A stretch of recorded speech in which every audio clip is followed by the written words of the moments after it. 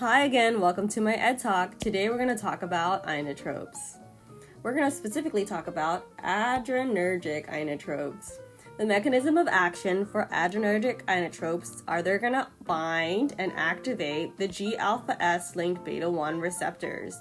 Do you guys remember what pathway G-alpha S linked beta-1 receptors activate? You got it, adenylate cyclase. So what is the net effect of adrenergic inotropes? Well, the hint is in its name.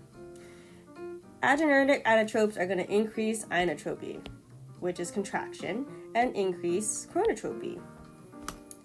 So we're going to talk about 3 adrenergic inotropes that we use perioperatively. The first one is ephedrine. We're going to talk about this first because it's the number 1 inotrope used perioperatively.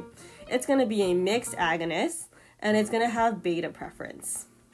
The dose is going to be 5 to 10 milligrams IV push, and if we give repeated doses, tachyphylaxis is common. Dobutamine is a pure beta agonist. It's going to require an A line, and we're going to infuse dobutamine at 2 to 20 micrograms per kilogram per minute. Finally, we're going to talk about isoprotenolol. This is a non-selective beta agonist. It can be given IV push, but the infusion dose is going to be 0.5 to 20 micrograms a minute. This also requires an ART line. Remember, isoprotenolol is the drug of choice for post-cardiac transplant patients. Remember, these patients have vagal denervation, so atropine and glycopyrrolate will not work with them. Isoprotenolol can also be used to treat bronchospasm when regular inhalers have not worked.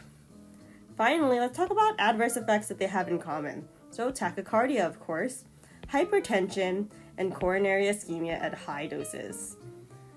What has to be done to these 3 drugs before we administer them?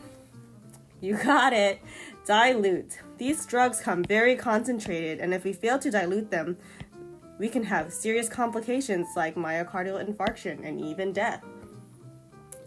How would you determine that an inotrope is beginning to exert its effects without recycling the blood pressure? Let's remember, they're inotropes, so what are they going to do? The first thing we're going to see is a change in heart rate.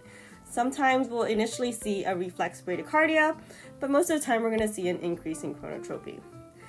As perfusion improves, we can also see changes or improvements in our pulse ox waveform because they're perfusing better, as well as a better arc line wave.